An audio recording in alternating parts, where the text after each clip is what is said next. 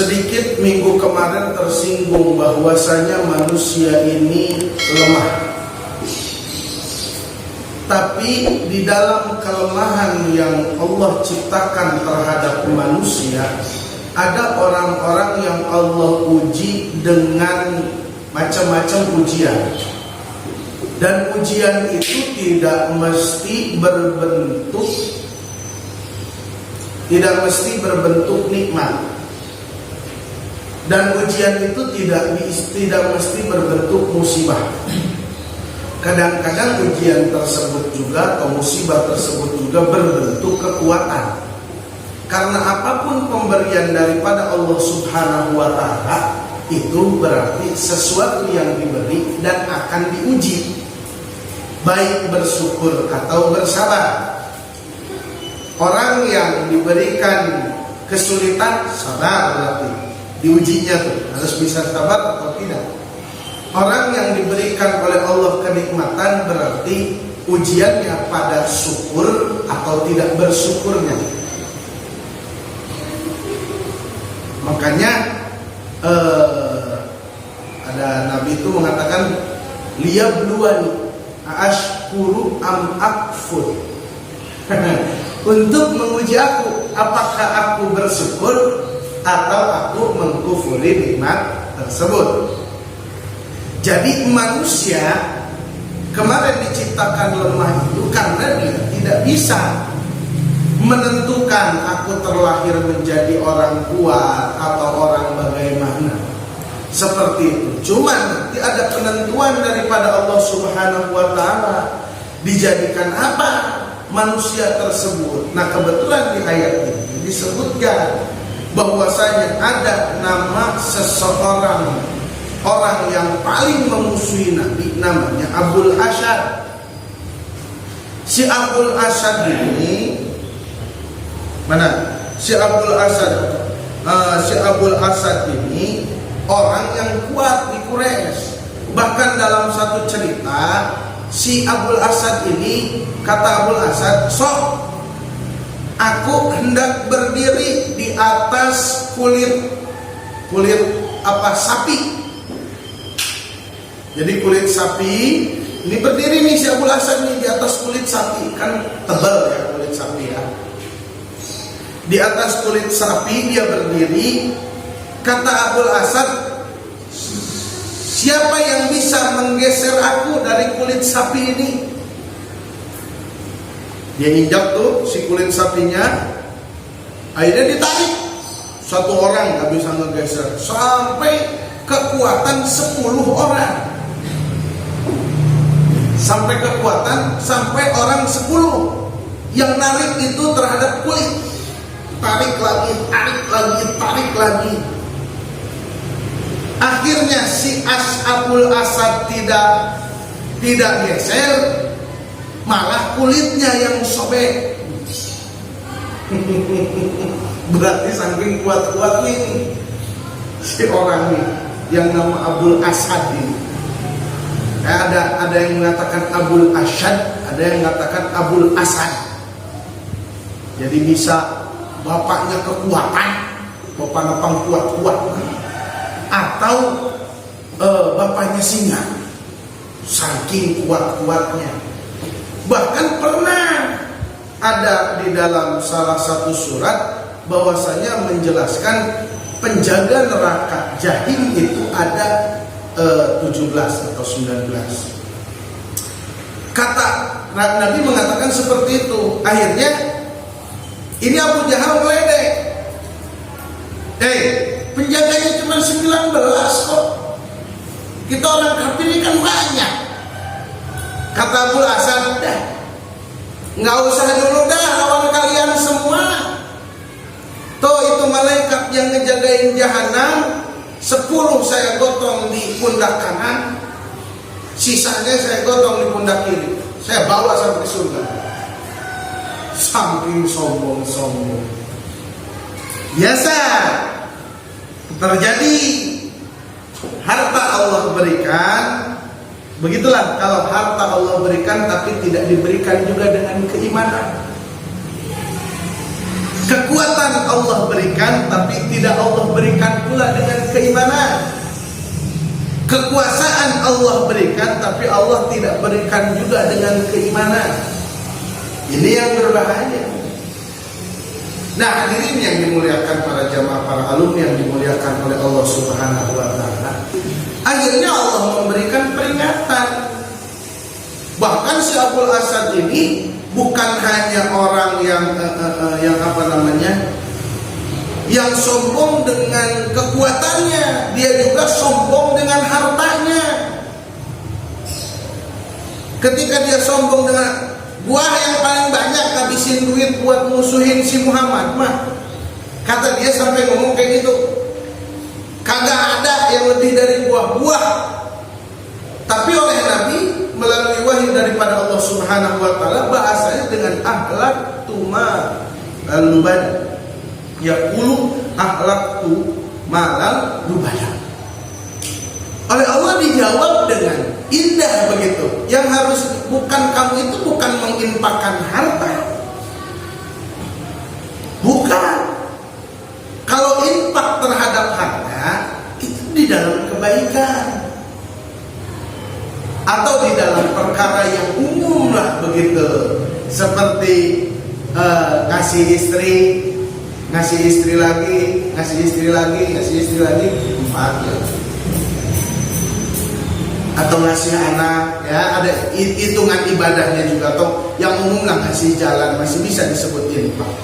Ini merasakan dia annahu yadhunnu anfaqo, dia ini merasa paling banyak infak.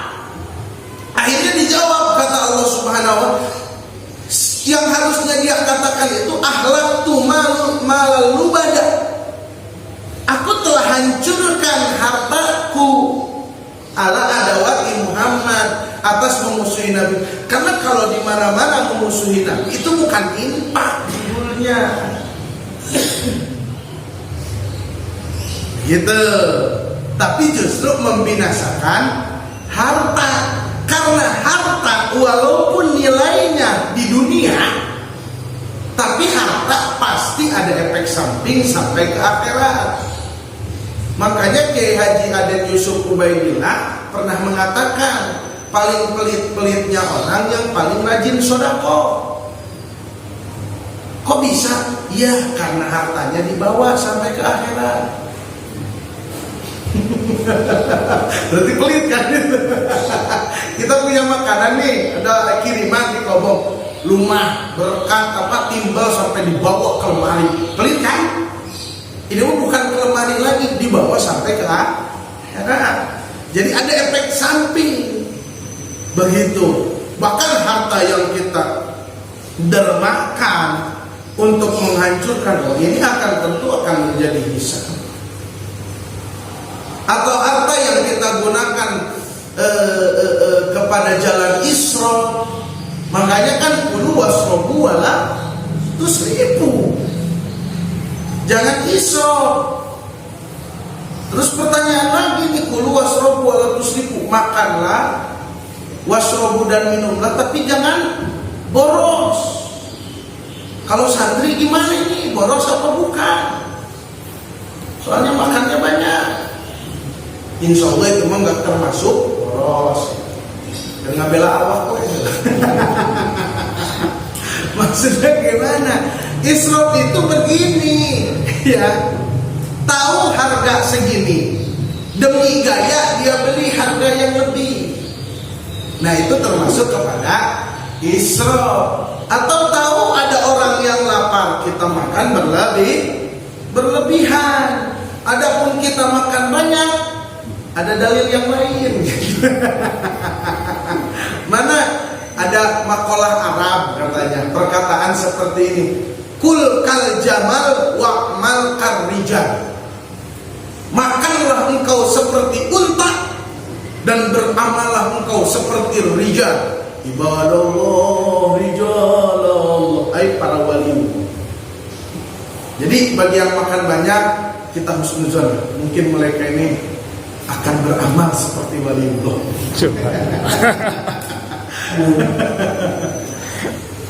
Nah, kembali. Jadi ada efek samping gitu. Apa yang kita keluarkan, apa yang kita infakkan itu akan ada. Bisa ada kalanya infak tersebut menjadi sedekah, manfaat. Sedekah ini tentu manfaat. Para hadirin yang dimuliakan oleh Allah Subhanahu wa taala. Cuman saya perlu memperingatin, sekali lagi perlu diingat untuk para alumni, para masyarakat, para teman-teman semuanya. Usahakanlah kalau ke kiai, ke mualim, ke ustaz, ke habib, jangan niatin sedekah. Kalau mampu niatin hadiah. Masa kalian tega sih niatin sedekah sama guru kalian? Innama shadaqatu bil fuqara wal masakin wa qurib wa nisabil. Maka hadiah di dalam sedekah ada manfaat. Mana qasad shadaqatun min malin bal yazdad. Kan saya pengen dapat keutamaan bal yazdad. Oke, di dalam sedekah ada manfaat. Coba kalian lihat manfaatnya hadiah. Tahadu. Saling memberi hadiah, kalian akan saling cinta. Kalau kita kepada guru niatnya sedekah, maka kita hanya dapat timbal balik 3 kali lipat. Tapi kalau kita kepada guru niatnya hadiah, ya kita dapat cinta. Sedangkan cinta ini yang akan menyatukan kita kelak di akhirat. Yusyarul mar'u ma'aman ahabba. Begitu. Nah, kembali para hadirin yang dimuliakan oleh Allah Subhanahu wa taala. Dan tidak bisa niat sedekah sama jablay. Oh enggak, sama hadiah. Sama janda hadiah. Tapi hanya cium. Itu mah mungkin akadnya jual beli. Aku beli kamu untuk nggak bisa ya seperti itu. Kembali hadirin yang dimuliakan oleh Allah. Nah kalau itu mah bukan anfaqo malahu, bukan menginamwalahu, melainkan ahlaka, menghancurkan. Sebagaimana si Abdul Asad ini mengaku bahwasanya saya ini yang berinfak banyak di dalam memusuhi Muhammad, katanya. Akhirnya kata Allah, yang dikatakan oleh Allah, yaqulu ahlaktu malal lubada. Aku binasakan hartaku yang banyak. Bahkan di sini oleh Allah Subhanahu wa taala, karena kesombongannya dia dengan harta yang dia miliki, kesombongannya dengan tenaga yang dia miliki, bahkan dia mengatakan saya gotong malaikat yang jaga jahanam, 10 di pundak kanan, 7 atau 9 di pundak kiri, saya gotong sampai masuk surga. Ini orang udah macam-macam sama Allah. Bahkan dia ini pengen banget bunuh Nabi, tapi tidak kesampaian. Mungkin nanti ceritanya di belakang, sangka panggil dengan mutolak. Mungkin dia nggak oleh. Jadi merasa gagah, merasa hebat si Abdul Asad ini. Dan dia kira dia itu benar-benar menginfakkan hartanya. Akhirnya kata Allah Subhanahu wa taala, yahsabu alla yaqdiru alaihi ahad. Dia merasa dia tidak ada yang melebihi dia dalam kekuatan. Bahkan dia merasa tidak ada yang melihat dia. Enggak ada yang merasa melihat dia di dalam infaknya dia. Padahal Allah alim, maha mengetahui terhadap kadar yang dia lakukan. Dan dijawab juga, dan dia itu bukan orang yang paling banyak infak.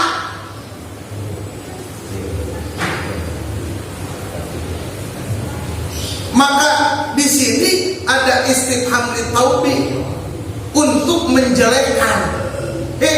Dia kan gitu kan? Lo kira apa? Emang lo kira lo doang? Kan itu buat menjelekkan, gitu. Emang lo doang yang berani? Emang lo doang yang hebat? Itu untuk apa? Menjelekkan.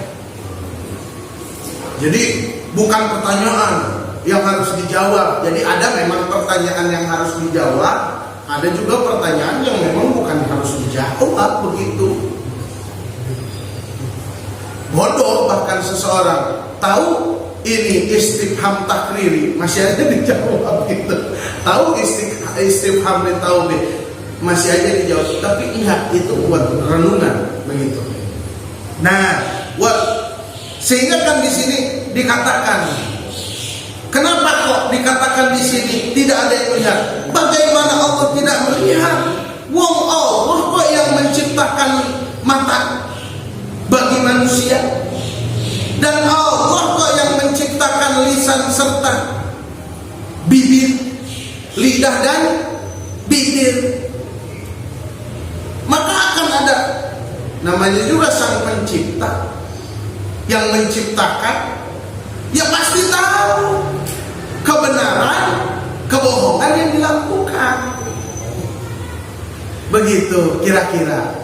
Seperti contoh ya, yang paling tahu ketika ada kerusakan HP Samsung, ya langsung aja ke Gerai. namanya ini Gerai Samsung.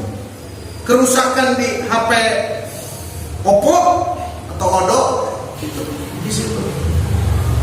Kerusakan di iPhone, ya iPhone. Nah, kebohongan yang terjadi pada manusia, yang tahu pencipta manusia. Apanya? Karena sudah terbukti walisana wasafatain. Bahkan wahadainahum najdain. Allah berikan mereka. Maka ada dalam ayat lain, fa'alhamaha fujuraha wa taqwaha. Jangankan kamu sombong di dalam ibadah kamu, dalam dosa saja dihela langsung. Jangan jadi orang yang sombong begitu. Dan itu udah jadi kebiasaan. Udah jadi kebiasaan. Orang yang Allah berikan kekuatan, orang yang Allah berikan kekuasaan, orang yang Allah berikan Allah berikan harta yang banyak, akan ada sifat sombong. Makanya ketika datang kekuatan kepada diri kita, ketika datang kekuasaan kepada diri kita, ketika datang harta kepada diri kita, tetap itu menjadi ujian. Lihat dua, atau kalau dia lihat dua nih, ashkuru am akfur, untuk menguji kami, kata Nabi Sulaiman ini, apakah aku bisa bersyukur atau tidak? Bisa syukur apa kagak? Nah, gampangnya gitu.